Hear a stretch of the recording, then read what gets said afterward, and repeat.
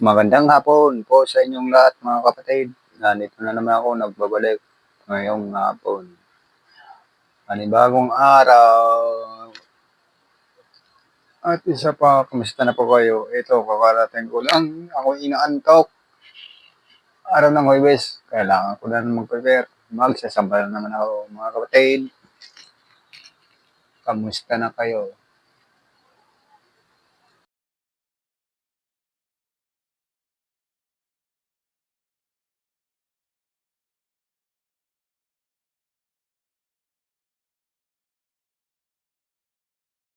Alam ko, nagtataka na kayo kay puro bahay lang ang binablog ko. Hindi ako nagbablog talaga sa labas. Hindi talaga ako nagbablog sa labas dahil ako'y nahihiya.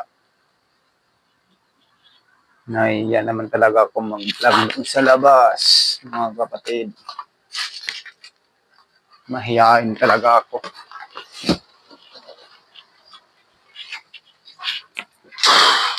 Pahinga muna tayo. Mahigit dalawang oras.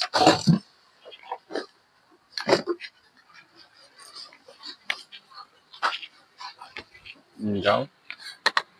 Subukan. Ano kaya mas maganda?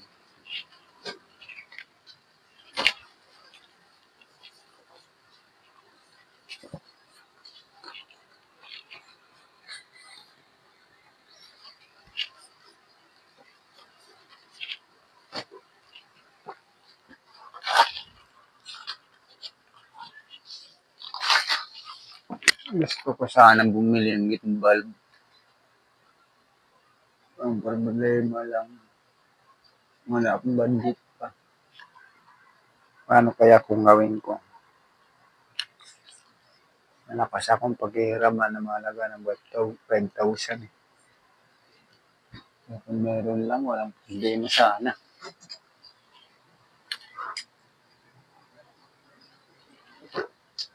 Gusto ko sanang bumili. 3,257 lang yata yung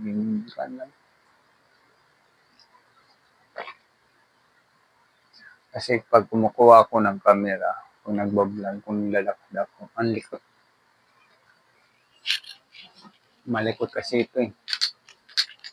Pwede na sana ito. Ang problema lang, pag magkukuha ako ng video, sobrang likot.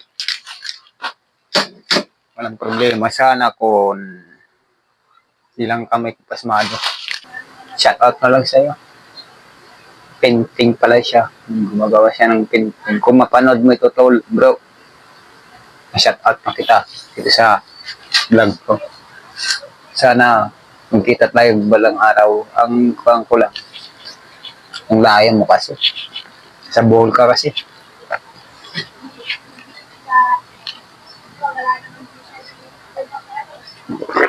Nasa Bohol ka ngayon eh. Buti sana kung dito ka lang sa Manila, pupuntahan talaga kita para makipag-meet lang ba? Next time na lang bro. Gusto ko sana ganun din gawin ko. Mag-iipon muna ako. Mag-iipon muna ako. Pag-comment na lang bro. Nicolas, bali. Bro, Nicolas, maki-comment na lang yung maki-comment na lang kung mapanood mo ito. Shout out sa iyo. Pagpanata na lang natin na maging totoo yung mga sinabi ko kanina. Isa lang naman ang gusto ko eh. Yung bagay na kailangan ko, yun lang naman ang kailangan ko eh. Nakabili ako ng microphone, nakabili ako ng gitna. Ito, ano kailangan kulang ko pa sa akin? Yung pagko-content ko, alam ko boring, pero yun ang masaya lang sa akin na ganito. Ang problema lang naman, nasa bahay lang ako nag-content, hindi sa labas. Ayaw ko naman din mag-content sa labas kasi nakakaya. Alam ko naman na boring akong nagko-content dito sa bahay lang naman kasi puro mukha ko lang nakikita ninyo.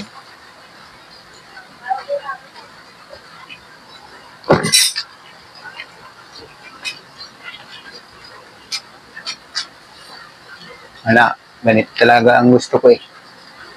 Dito ako masaya, di naman ako na marunong magmotor, hindi ako marunong magbike, hindi lahat, hindi, wala akong alam lahat sa lahat eh. Hindi ko naman din napakita sa inyo kung ano pa ang mga bagay na ginagawa ko.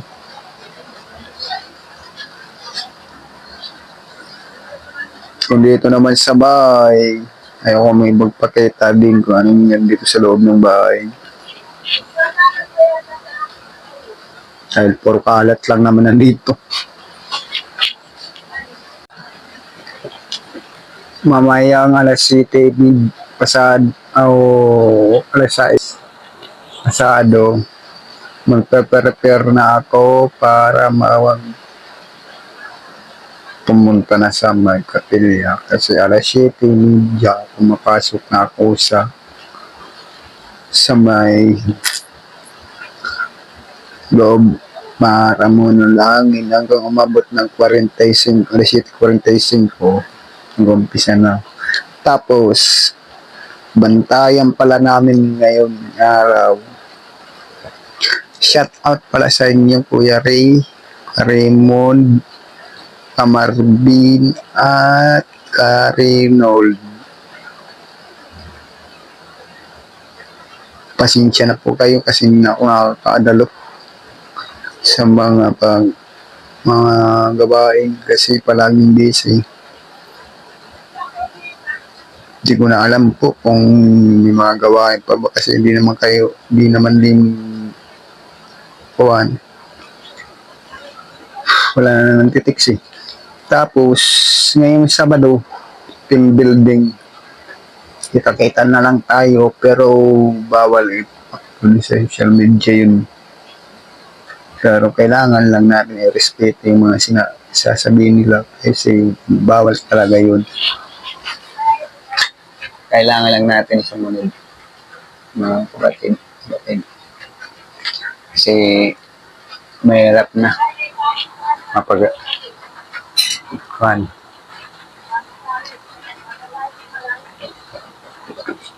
maraming beses na ako napuntahan na nadalawan ko na mga bagay na sa iglesia.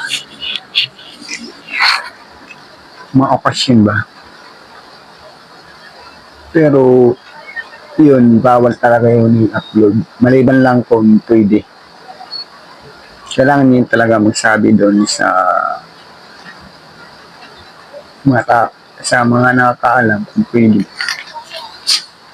Yung pangulo, yung nakakilala sa inyo, experiment. So, pwede na yun, isabi. Shout out na lang sa inyo, mga kapatid. Sige. Shout out pala sa inyo, Otol JC. Kamusta na kayo? Comment naman kung ano na yung balita. Minsan lang tayo mag-usap sa Facebook ah. Ano na nangyari? Balita. Hindi siguro kayo no. Ako naman, si Kalimbil naman, namumusta rin sa akin minsan. At hindi na ako nakakapunta doon sa kung saan ako galing. Doon sa may Pedro, lokal lang pa ako. Doon ako na doktrinahan. Doon din ako, basta doon ako nagbunga. Bunga ako doon sa lokal ng Paco. Shout out sa iyo, Tol JC. Kung hindi sa iyo, hindi ako makakapasok sa pagka-iglesia. Salamat pala sa inyong lahat. Tulad nung pag-aarawan niyo sa akin. Maraming salamat sa inyo po. Kung hindi lang sa inyo, baka hindi na ako nagbago ngayon. Ganun pa rin ako dati. palaging lasing, wala nang matinong hindi na maayos ang pagkikipag-usap,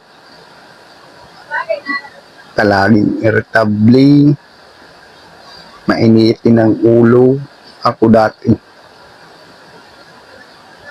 Tapos, nagbago ako noong nabautismuhan ako. Maraming salamat sa inyo, Utol JC. At ngayon, na lagi na lang ako dito sa bahay. Sir Adlawan, security ng Madison sa Mimalate. Shout out sa iyo kung nakikita mo pa ba ito. Sige, sunod naman tayo magkita mga kapatid kasi maliligo na ako. Bye-bye.